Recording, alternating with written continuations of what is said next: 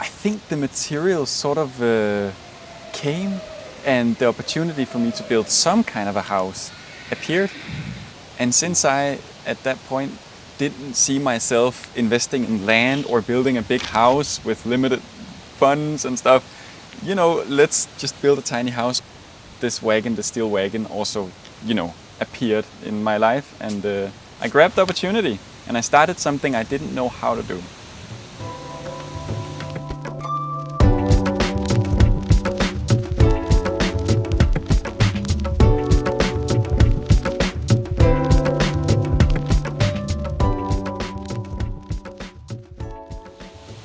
Welcome to jaeCmusic Sawmill. We are in Denmark on Sealand, and we are at this historical sawmill that used to chop up wood from Gribskov, one of the biggest forests in Denmark. It's still a thriving national park. It's a nice park. Anywho, I am here. I've been here for 4 years, and a couple of friends I had a workshop set up in one of the buildings over there, and the space allowed me, and that's a dangerous thing, a slippery slope, to store stuff. So I had all of these materials piling up, doors and windows and tiles and plumbing and all kinds of stuff. And I had an idea what they would do, each of the parts, because I took them out of the building at some point and sort of saw that's where it came from. It's got to do with the water running like so, and I can still use it, and it holds energy in that way. So that hall was filled with materials, and I also bought a steel frame wagon, and I was sort of like scratching my head and thinking of how to stick it all together and build a house.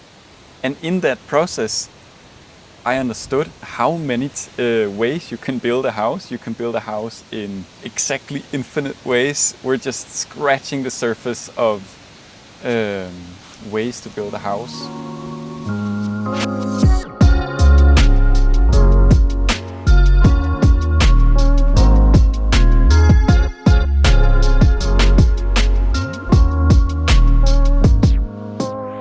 Yes, I can show you a bit around. Welcome to my little building site. Simple in construction it is, but it's in a nice surrounding, and it basically is just a plot of grass with a trailer and a shipping container and a tiny house. And this is just a building site. This is not, unfortunately, where the house will be living. I will be living in it, or someone will be living in it. It is a building site. It is a wooden house on a steel wagon, and it is an attempt at a timber frame house, to some extent at least. Sort of like the central beams of the house, and they are structural, are these old floor joists from a house a couple kilometers north from here.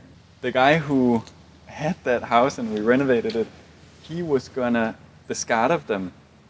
They didn't look nice, that has to be said. They looked like trash, but they are 200 years old, and they are this old growth, nice wood.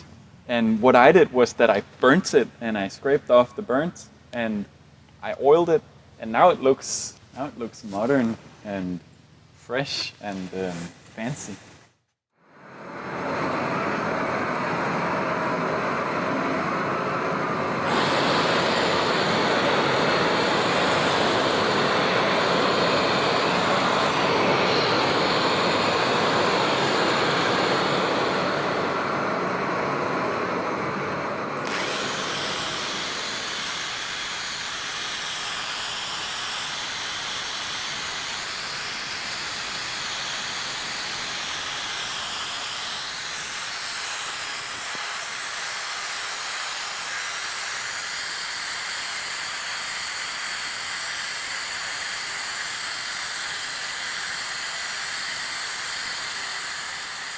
There's a lot of recycled materials, actually, because you find those anywhere, especially in Denmark, where everything is already a little bit too abundant. So if you open your eyes, you will see, you know, this is hardwood terrace decking.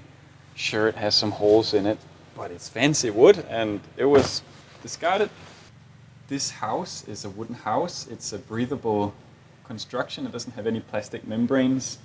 It's wood with wood fiber insulation and come inside.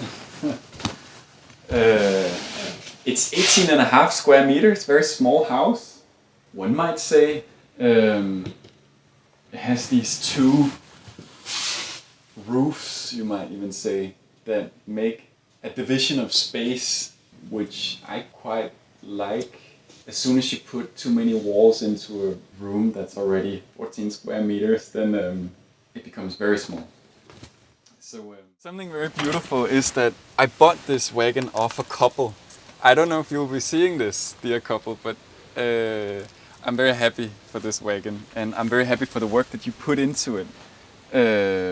It had already gone through an entire rust protection removal, and they put this heart there, and I'm definitely keeping that. What I did with the wagon as I got it was to make it larger, make it both longer and wider, and I welded some structural pieces onto it.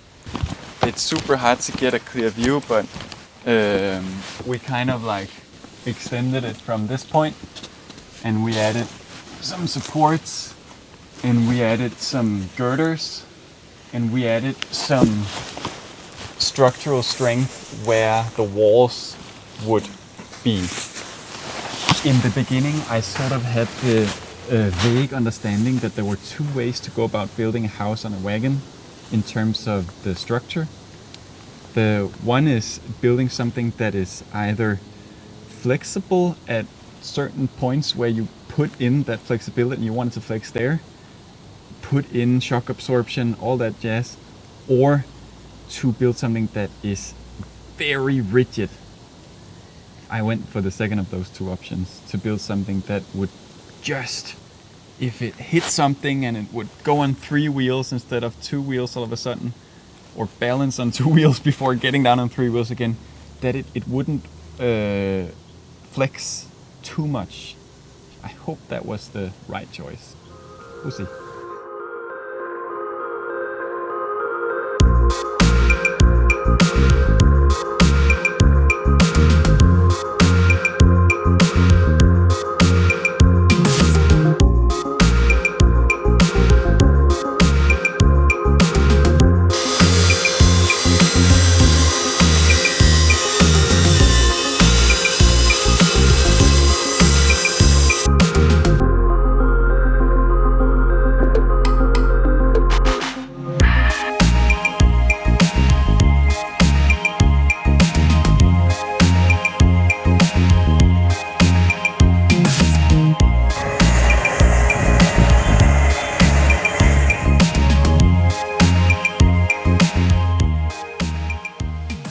Funny thought to have dawning slowly that what we build, if we build in a smart way, not what they did in the 70s when buildings were thrown up almost overnight with concrete walls, concrete floors, concrete ceilings, concrete roofs. I mean, it won't last. I don't know if they knew it back then, but now we're realizing that if you put a sense of beauty into something, I think that's a way to make it last, to have people want to make an effort later to maintain it. And if you put a lot of good materials into something, it will also last. If you build it in a way that is smart. These window frames are wood from the forest, made from wood that I bought off the sawmill, and the glass was also discarded from somewhere, and it's a very simple, cheating kind of a way to build a window. You just put a steel frame into a wooden frame and sink the glass in. Job done. It looks nice. Big windows, very strong. Here you need the strength in this way, which is why I added the metal, and which is why the roof is also structural. I mean, of course, all the parts of this building are structural, but it is sheets on sheets on sheets. It has a sheet finish down here, a beech wood finish, and the trusses with wood fiber insulation, steel profile sheet roof, which also adds rigidity, or a little bit of it at least. And then it has what you are still able to see out here, which is an experiment I've done with 2 houses at least now, to use asphalt impregnated wood fiber board that is actually 18 millimeters thick and thereby adds to the insulation. The company themselves say that you don't need any bracings, because this will also brace a wall. So we have a lot of bracing in this wall. It's strong. Don't get that on camera. Embarrassing.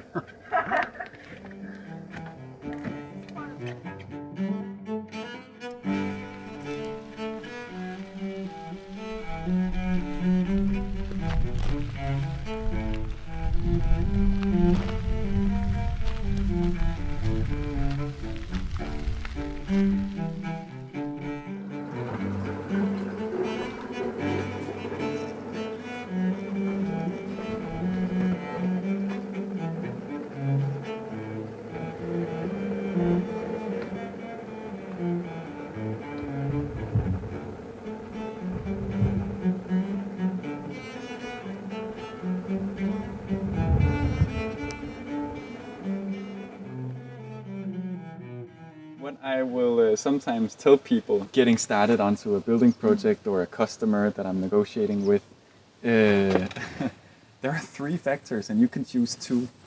One is price, and another one is speed, and a third one is quality. You can pick 2, okay? So if you want cheap and high quality, it will take a lot of time.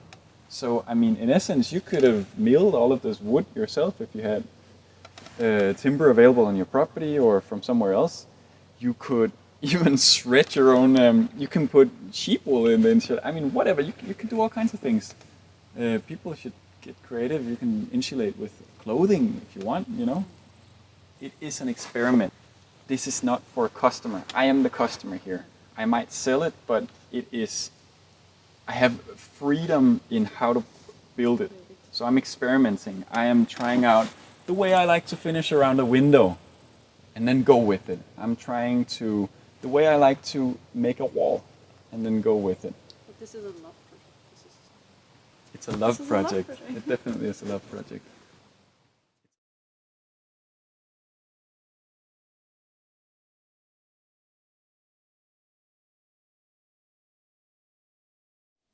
There are definitely things I haven't gone into.